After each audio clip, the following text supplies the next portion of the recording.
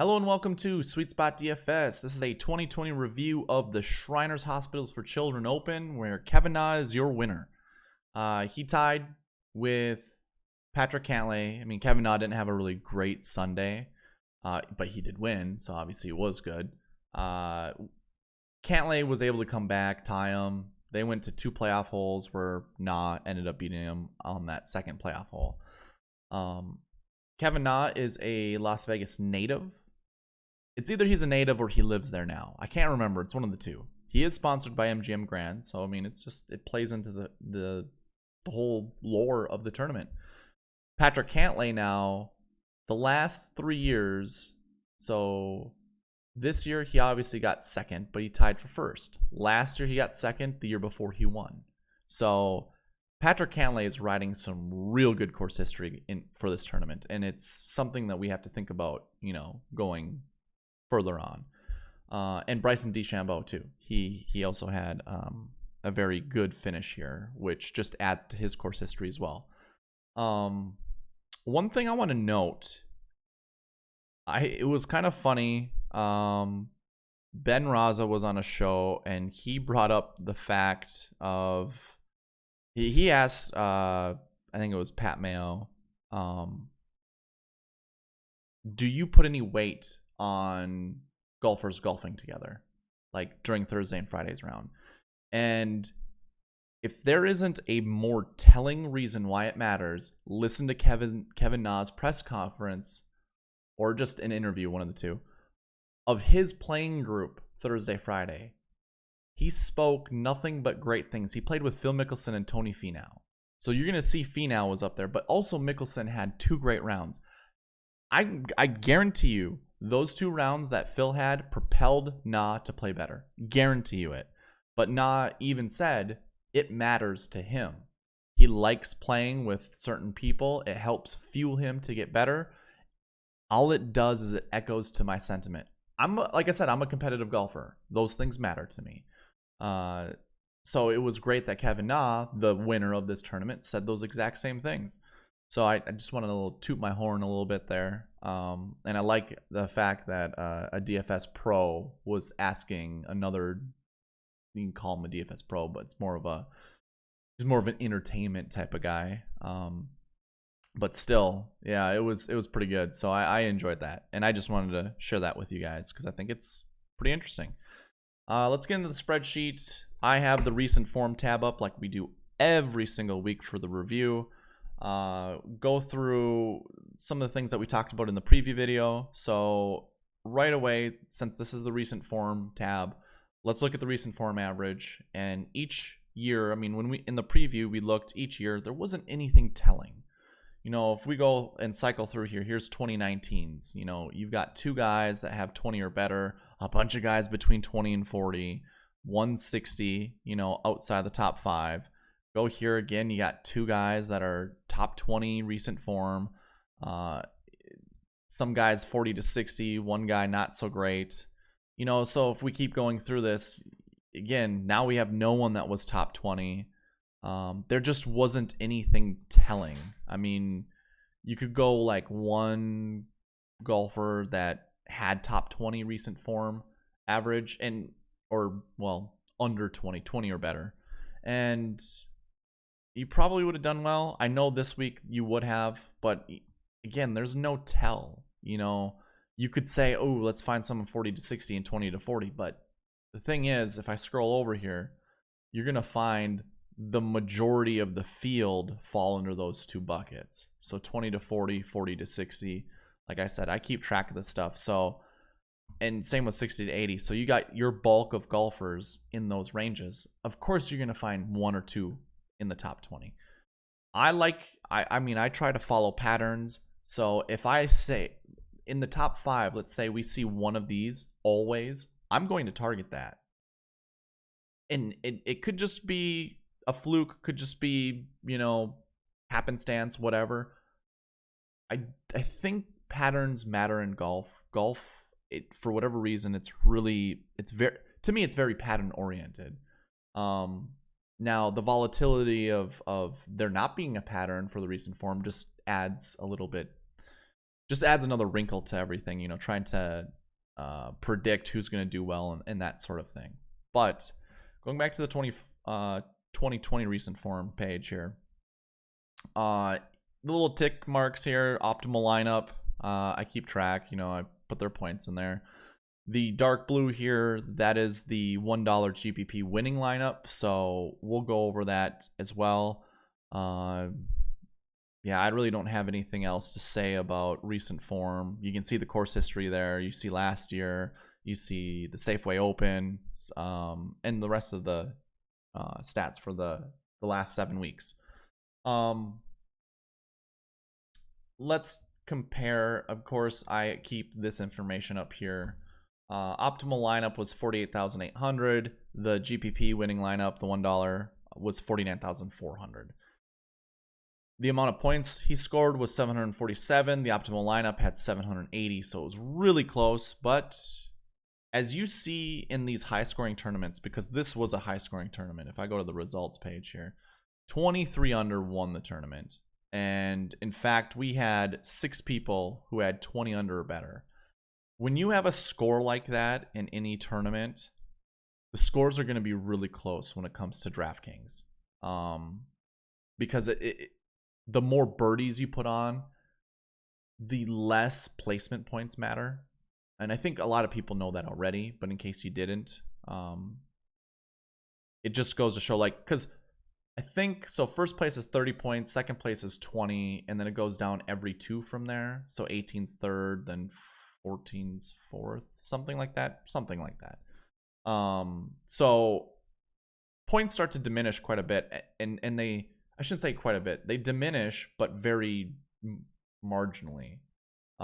So having more birdies and birdie streaks and under, you know, the sub 70 bonus as well as the bogey-free rounds, those things all add more points and they mitigate the placement points. So there actually were a lot of golfers in this range here that were really close to each other. So you literally could have mixed and matched any of these guys and still would have scored over the 747 that the $1 GPP had. But he did pretty darn well. I mean, you can see on the first page here that he had golfers, all of them inside the top 20. That's pretty darn good. And in fact, 5 of them were inside the top 10, and that is how, I mean, that's where I would like any of my lineups to be. I always say you need first, second, and third typically, but you need first and second, then you need someone in the top 5, and then someone in the top 10, and then the other guys have to float somewhere between 10 and 20. That usually will get any GPP done. Like, you're gonna win. And that guy he had it essentially. Yeah, he did. I'm looking at it right now. 5 guys in the top 10, and then 1 guy finished 18th. So pretty darn good. I don't have anything else to say to that. We already went through the salaries for optimal lineup and the GPP, but like I said, there was room and you could have mixed and matched. So when we get to the DK page and we go over some of the things that I talked about in the preview, you're going to see that it would have worked out. So number 1, I had said, let me get the filter on here. I have an ownership. I just created an ownership filter, so you can see what my ownership was for what it was for some of these guys. But the first thing that I had talked about was there was a 1-1 in every single year. So if I go back to the notes page, and if you went to the preview show with me and you looked, sorry, I don't have any of this populated yet, but I will. If we go here and we look at 2019, 2018, 2017, 2016, yada, yada, yada, you will see a 1-1 every single year. Nope. I'm sorry. All but, that's right. I'm sorry. Kind of it's coming back to me. I said play a 1-1 in 80% of your lineups because obviously the math is here to say that, to play them in 80% of your lineups. And I did that, and I'm going to show you exactly what that looks like. If we go back to the DK page here, there's your 1-1.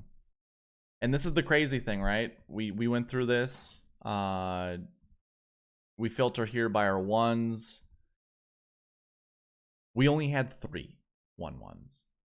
So this is how I did it. So in 80% of my lineups, I had a 1-1. I don't think it's gonna show if I show you the ownership percentage. Yeah, it really doesn't, but you can obviously tell I essentially did that. I was gonna do 60% of my lineups that had the I guess how it'd be worded is 60% of the 80% of my 1-1s were Jim Furyk lineups. And then I actually had more faith in Roger Sloan than I did Brian Stuard, because when I go over to the bent grass stats, so obviously this is Brian Stuard right here. I didn't really care for him that much. I mean, he has a lot of bent grass events and a 6% mark, but like that's not very great. But also Roger Sloan, this is Roger Sloan, those weren't great. So that's why I targeted more Furyk than I did any of the other guys. But Brian Stuard found his way in the top 10. And at $6,600, like you could do a lot of stuff with that. I mean, that's exactly what Roger Sloan was. And Furyk being 7,500 wasn't bad at all. And really, after day one, like a lot of the lineup builds that I had made were just smashing. And it was like, kind of wish I'd have just done the showdown slate for that one day, because it would have been amazing. But I just want to show you that 1-1 Brian Stuard found his way in. And again, just play him in 80% of your lineups. So not him, but a 1-1 and 80%. There was only 3 of them. So chances are you are going to be on one of them. And lo and behold, we have our 1-1. Now, there was also another rule that I had. I didn't really create a rule. I didn't have rules like I typically do if you go back to last year's. But I did talk about this where there's a 2-1 every single year. And this is actually true. There was a 2-1 every single year. Well, make it 3 years in a row. Or not 3 years, 6 years in a row. Because Adam Hadwin is your 2-1. Now, he didn't make the optimal lineup, but the difference between Adam Hadwin and Bryson DeChambeau were 3 points. So instead of scoring 780 points for the optimal lineup, you would have scored 777 points, which still would have gotten you first place. It wasn't the perfect lineup, but it was pretty dang close. And obviously that price jump from 10-7 to 9-1, pretty crazy. I don't think anyone really would have pivoted from Bryson to Adam Hadwin, but you never know. Like, I'm not going to hold it. Like, I think there are some crazy things out there, obviously, like my bucket system, that you could easily do something like that. Adam Scott was my big choice here. So here are all the 2-1s. Again, a very limited amount of golfers. So really, you could have done this no problem. And you literally could have just taken out some golfers that you didn't like. So although Xinjun Zhang, I think that's how you say his name, $6,400, I pretty much told you not to play him. I didn't have much confidence in him. He got 16th place. At $6,400, that's a steal. That is a absolute value. But yeah, some of these other guys, I would have told you not to play. I think this was my all these asterisks here show you who I liked. So I mean, you've got Adam Hadwin, Adam Scott. Morikawa was actually the guy that I really liked and I played a lot of. So what I'm going to do is just to show you the ownership that I had here, because again, I did this, and unfortunately you can't see that you can't see like the total number of lineups that I created. Like, you can't tell. Well, maybe you can. Some of the guys I doubled down on. So I was in 44 tournaments. Yeah, that equals 50. Yeah, that equals 50. So I doubled down on some of them. But I entered 44 tournaments. That equals 50. It tells you that I played a 2-1 in all of my lineups. Again, if I would have been more on Adam Hadwin as opposed to Adam Scott or Colin Morikawa, because obviously that's the bulk right there of my lineups. It just, like, I didn't play a lot of lineups, so I kind of just stuck to a few golfers. I really wanted to narrow my player pool, and I really liked Adam Scott and Morikawa. So obviously you can see they're really close in ownership. I basically just went Adam Scott, Morikawa. Actually, I didn't do that. What I did is I looked at the 44 lineups that I had created, or that I entered, put one of those placeholder lineups on. So 44, I'm like, okay, I want Adam Scott in 45% of my lineups. Obviously, it was 43, but I want him like close to 45%. So I did the math, did the calculation, and was like, okay, I need him in like 16 lineups or 18 lineups, whatever it was.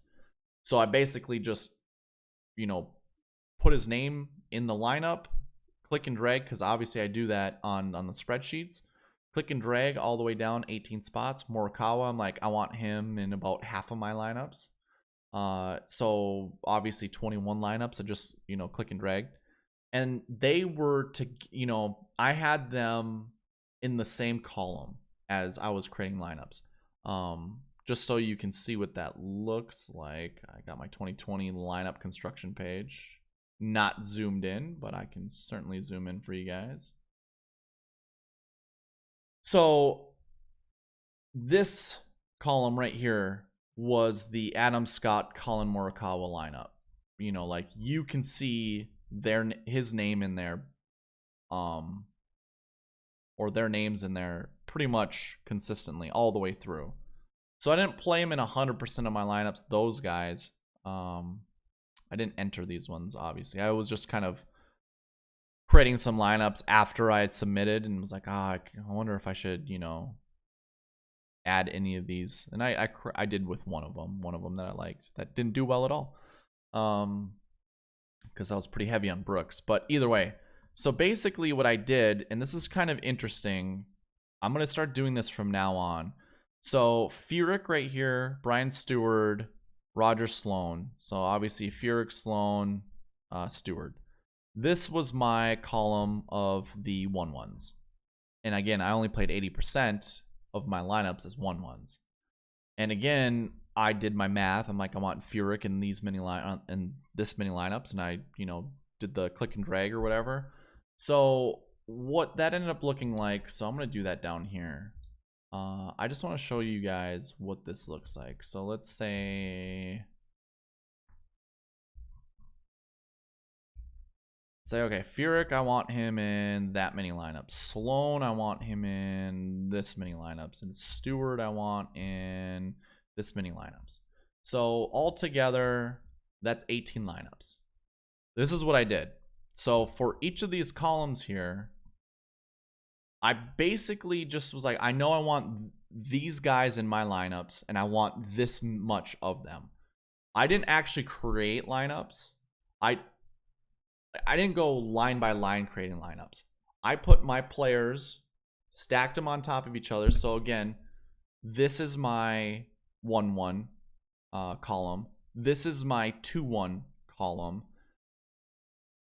Technically, this was my threes, my last year threes, because you wanted a last year 3 and 80% of your lineups.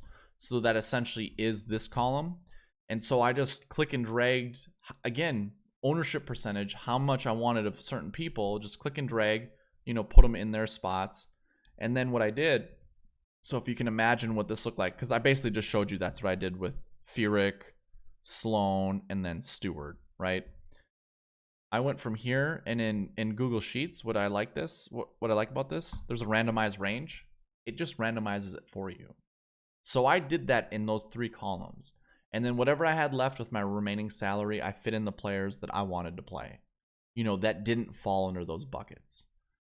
And I thought that was a great way to kind of randomize my lineups. And it didn't take me long to actually create lineups. I didn't have to think much about it, because in some of these, like, put that there, it's like, okay, I've got 11,900 to work with. If I scroll all the way to the top of the salary sheet, who can I fit? Oh, well, there's Brooks. Well, sure, I'll play Brooks. No problem. That's essentially what I did. I did play Brooks in X amount of lineups, so I did want to play him in as many lineups as I could. Well, around 50% of my lineups. So I already had an idea of how much Brooks I wanted. So I also then put him in some of these lineups that I could fit him in. And it ended up working out. So, well, not so much for Brooks since he missed the cut. But lineup construction, it worked out.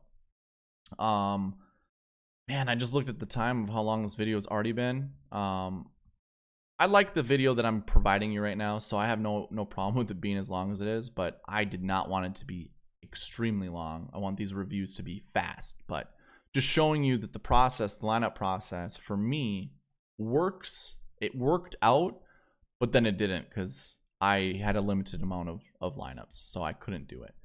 So anyways, let's go through the DK page. Well, hold on.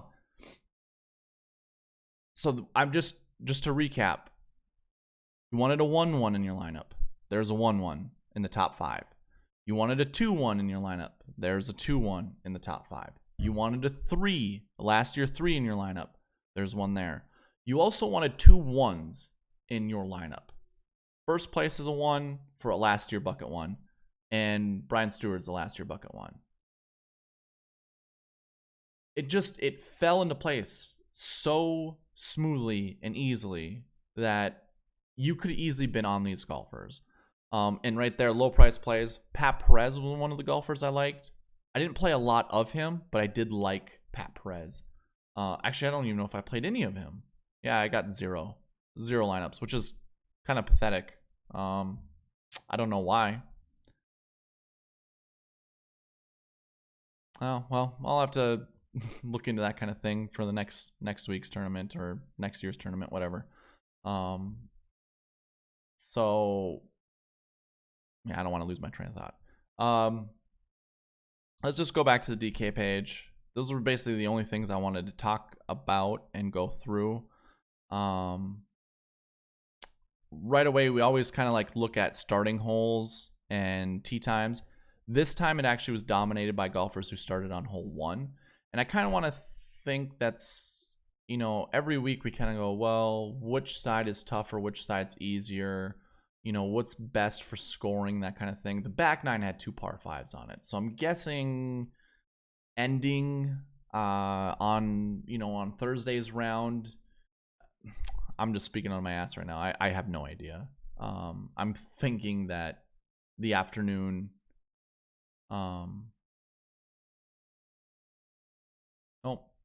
because this is an even mix of golfers here between the AM and PM. You get a couple more AMs down here, but it's essentially a mix, a pretty even mix here. I do want to point out, here you go, Finau and Kevin Na played together. Patrick Cantlay and Bryson DeChambeau played together. But this isn't gonna like work out every single week, but it kind of shows you that those things matter a little bit. I'll probably, I mean, I'll go down fighting on that one any day of the week, but okay. That's all I have to show you on starting hole and tee times. Really don't have to show you anything course history, recent form. I mean, there's nothing that shows you anything. These last week, you can find over in the buckets over here. I have them categorized based off of their finishing positions. We can go right into the bent grass. Pretty darn good. I mean, again, grass stats matter to me. I think finding golfers that have good grass stats. I mean, Brian Gay is not a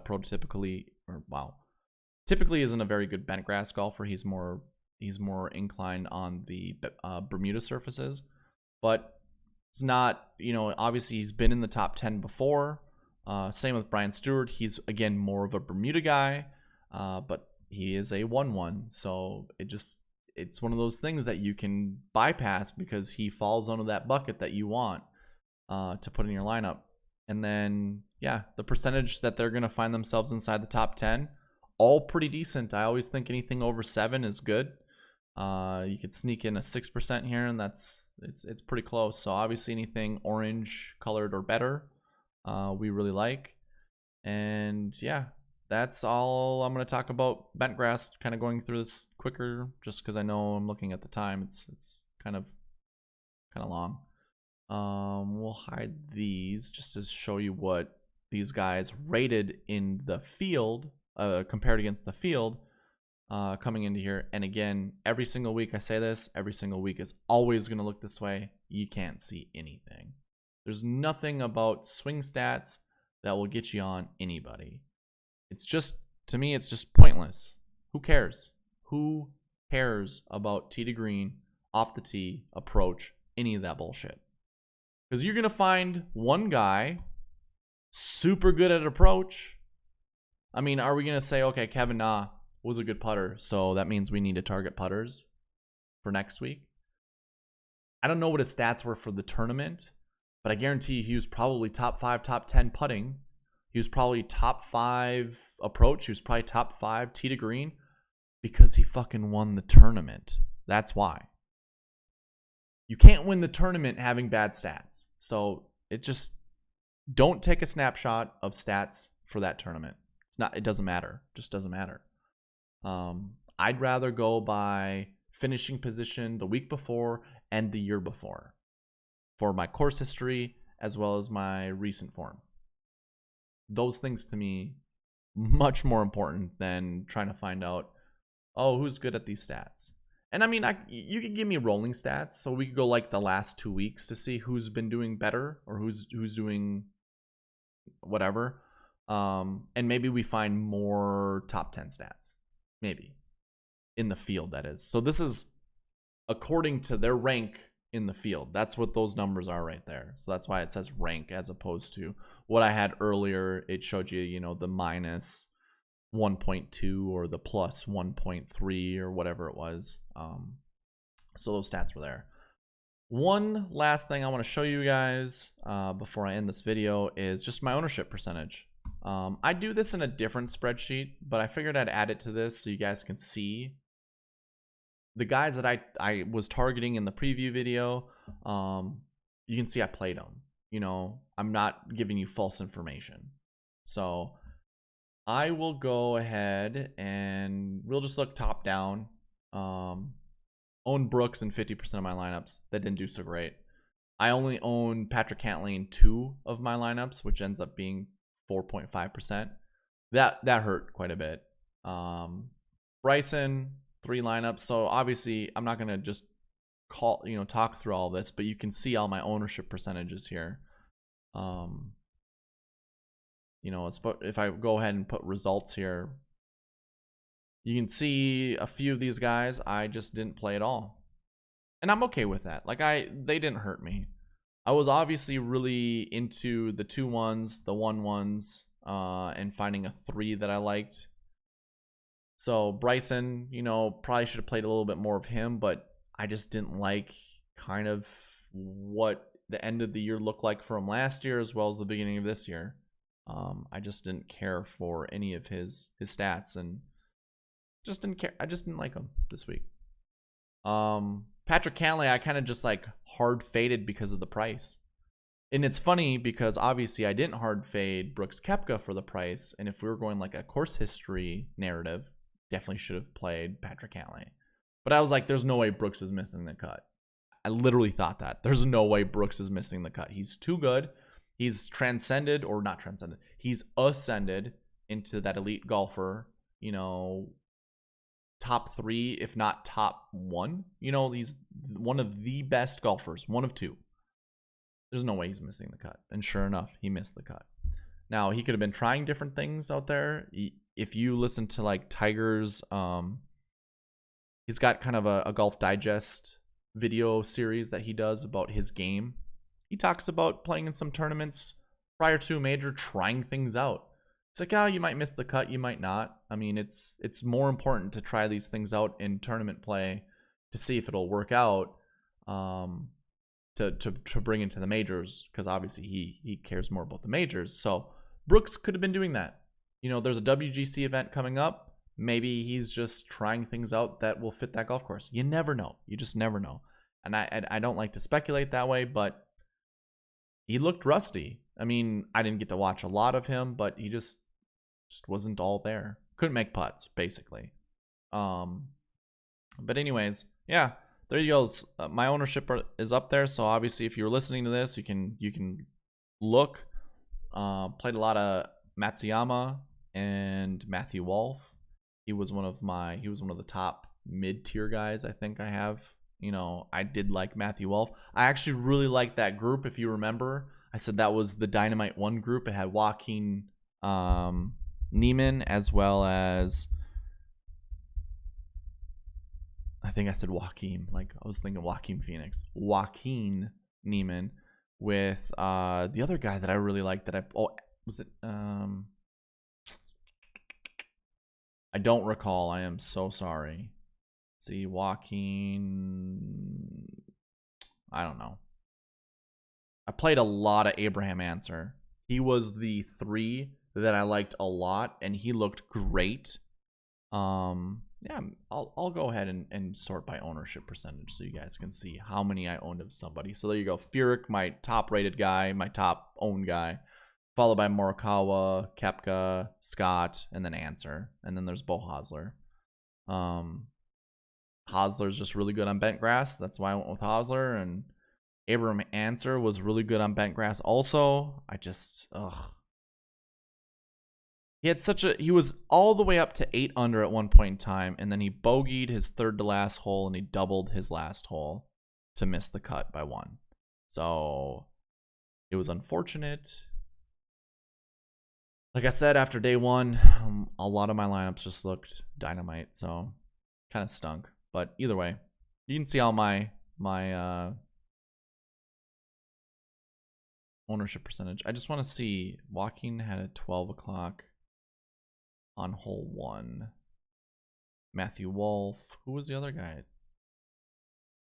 Morikawa. There we go. Okay. Yep. Nope. That makes sense. And that was the Dynamite group that I thought was gonna pair up really well with each other. It just happened to be the Phil, Kevin Na, and Tony Finau lineup the pairing was the Dynamite one. Okay. We're over 30 minutes. This is a long ass review. I don't get many viewers on the review videos, but this one was a good review video because I went through a lot more information that's a bit more in depth. So I'm glad I made it. I hope you guys watched all the way to the end. I should think about like rewards for people who watch towards the end. That way I'll know and I can give you guys something for free. More to come on that. You guys have been warned now to watch the video all the way to the end. So hopefully you guys do. And if you don't, you don't. It is what it is. But anyways, guys, I hope you guys enjoyed the video. I will see you next week. One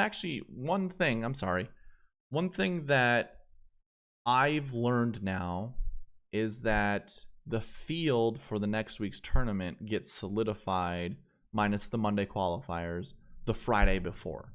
So Friday you have to or the PGA members have to commit to the tournament. You can't just, withdraw or whatever. So the PGA website will, and I think the sponsor, they'll release who's in the field. And that's awesome because I can start, putting together a preview video for you guys with that. The only thing that stinks is usually they give them till Wednesday afternoon to put the tee times down. And obviously the tee times are one of the driving factors of my videos, so I can't fully do a video until Wednesday. And for a lot of you guys, that's late. And if the earliest I could actually do videos, I could start at 5. Usually they run an hour long. And most of you guys have already known that this isn't edited. This is just a live feed, and maybe I should start doing this stuff on Twitch. But I just go ahead, record, try to do it all in one take. I mean, I get to a certain threshold, and I'm just like, fuck it. We're staying with this all the way through. So I've toyed around with a thought, or I've thought about this, where what I had done before was during the preview video, whenever salaries would come out for DraftKings on Monday, I would try to create a video then and post it. It did not have tee times in it. It didn't have the Monday qualifiers in it. Sometimes I did it on Tuesdays and then added the Monday qualifiers. But I